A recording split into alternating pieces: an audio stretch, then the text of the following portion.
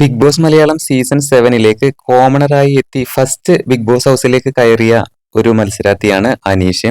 അനീഷ് വ്യക്തമായിട്ടുള്ള ഒരു ഗെയിം പ്ലാനിങ്ങോട് കൂടെയൊക്കെ തന്നെയാണ് ഹൗസിലേക്ക് വന്നിരിക്കുന്നത്.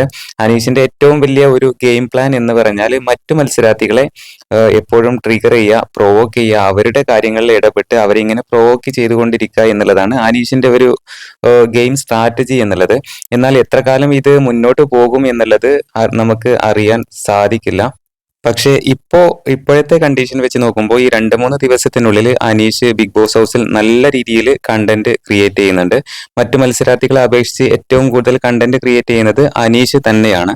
പിന്നെ അനീഷിന് ഒരു ഫൈറ്റ് നടക്കുന്ന സമയത്ത് അവിടെ പിടിച്ചു നിൽക്കാനായിട്ട് കൂടുതൽ കഴിയുന്നില്ല. ഇങ്ങനെ പിടിച്ചു നിൽക്കാൻ പറ്റാത്ത സമയത്താണ് അനീഷ് ഇങ്ങനെ ബിഗ് ബോസ് ഹൗസിലൂടെ ഇങ്ങനെ നടന്നു പോകുന്നത്. അങ്ങോട്ടും ഇങ്ങോട്ടും ഇങ്ങനെ നടക്കും. ഒരിടത്ത് നിൽക്കാനൊന്നും നിൽക്കുന്നില്ല. അത് എല്ലാവർക്കും അറിയുന്ന കാര്യമാണ്. എന്തായാലും ഇപ്പോഴത്തെ കണ്ടീഷനിൽ ഏറ്റവും കൂടുതൽ കണ്ടന്റ് ക്രിയേറ്റ് ചെയ്യുന്നത് അനീഷ് തന്നെയാണ്.